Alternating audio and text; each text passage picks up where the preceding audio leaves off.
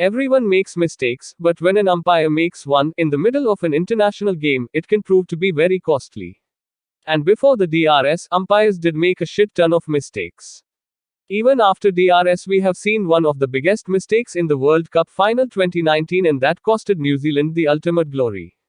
In this video, let's look at top 10 worst umpiring mistakes in the cricket history. Before that, make sure you have subscribed my channel so that you can get more cricket videos like this.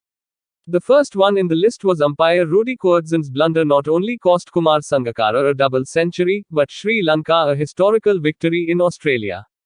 Sangakkara had scored 192 when he went for a pull shot against Stuart Clark and missed it by a country mile. The ball hit his arm and was caught by Ponting at second slip. The Aussies, however, appealed and the umpire declared him out. Watch the snippet. He's got 192 off 282 balls when they're trying to save the game. Pretty remarkable strike rate. He hasn't even got close to hitting that. It's hit him off the arm and then onto the helmet. No wonder he wasn't too thrilled with the decision. There he is. You must be joking. Full shock when he looks around. Ball hitting him on the shoulder and then going onto the helmet. The next one in the list was during the first Test match at the Gabba in 2003. Steve Bucknor gave Sachin out to a ball that had not only bounced way too much but had also pitched a mile outside off and had barely moved in. You could hear the commentator call bullshit on the decision as soon as it was given. Even to the naked eyes on TV, that looked not out. Sachin, too, was visibly disappointed at the decision. Watch the snippet here. That's a dreadful decision, Stumps. That's his third duck. Have a look at this. Just watch the movement and then the bounce. Well, it's ticked back. And it's obviously very high. A strange one. I think everybody just let it pause. The next one is one of the OD games during South Africa's 2006 tour of India. One of Zaheer Khan's outswingers took the edge of AB de Villiers' bat and was caught by Sachin at slip. However, umpire Aleem Dar did not think so. As soon as the catch was taken, the South African batsman started rubbing his pad as a gesture indicating that he had been struck on the leg. Funnily enough, even if that were true, de Villiers would have been plumb in front of the wicket. Straight off the edge. And that's a brilliant catch. And the next one is during the second OD of Zimbabwe's tour of West Indies in 2013. Ramnaresh Savan was about 8 inches short of the ground when a direct throw took the stumps off, as he tried to steal a single. However, umpire Peter Nero did not refer it to the third umpire. Savan knew he was out. He looked distraught. Even the Zimbabwe players were confident about the throw, but the umpire, for some reason, did not go upstairs. Savan went on to score 120 and won the game for the West Indian team. Well, they can't believe it quite correctly. There was an appeal. The question was asked by Zimbabwe. I think it's the umpire who did not go upstairs. And the next one in the list was during the second innings of the first Test at Adelaide Oval, 1999. Sachin Tendulkar was given LBW to a ball that had hit him on his shoulder. This is easily the most forgettable decision Tendulkar has received on the field of play.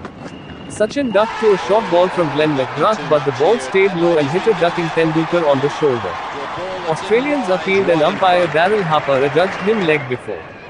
Yes, I think this is a decision which is in the realms of possibility.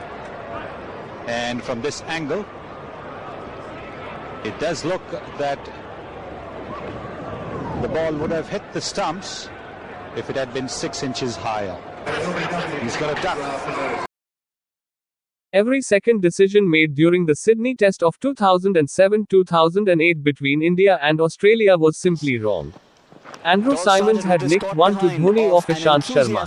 The Indian team was celebrating, but umpire Steve Bucknor did the raise his finger. Just to confirm exactly what happened, a clear nick there, the bat nowhere close to the pad. A little later, the Australian batsman was stumped, but Bucknor did not refer it to the third umpire. Symonds was spared by the third umpire again despite his leg being outside the crease when Dhoni took off his stumps.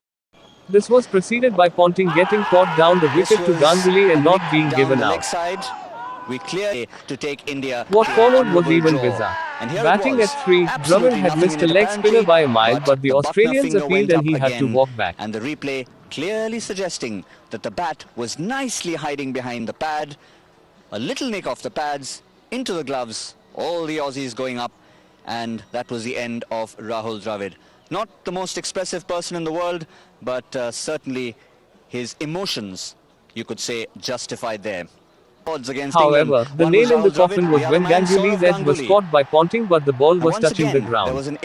Despite protests from Dada, umpire Mark Benson refused to go to the third umpire.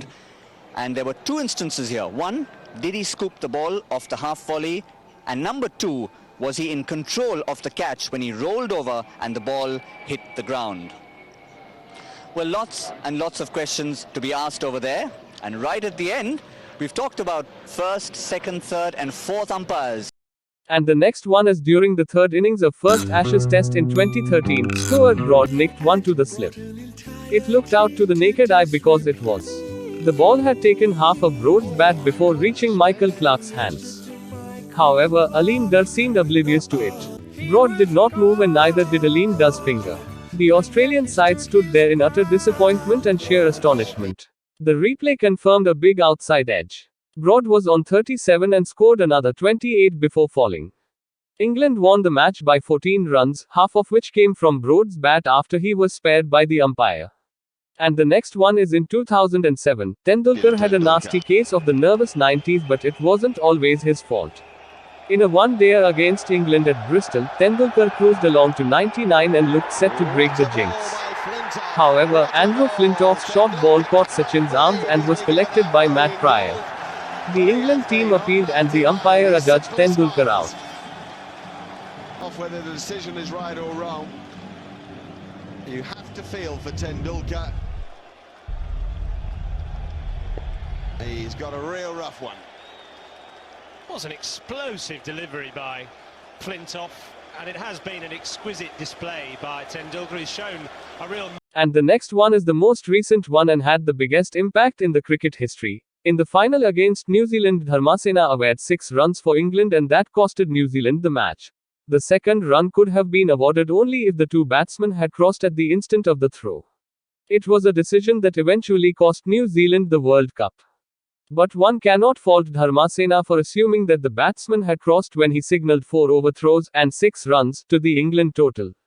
And the last one in the list was during the 2019 Ashes series when Stokes made an unbelievable chase against Australia, but it would have been anticlimax if Joe Wilson made the right decision. Australia, who had run out of reviews, could do nothing to overturn the decision.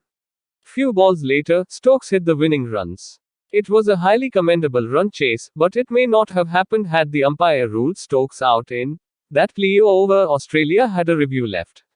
So that's it in the video. I hope you like this video. Please subscribe my YouTube channel to get updated with my videos.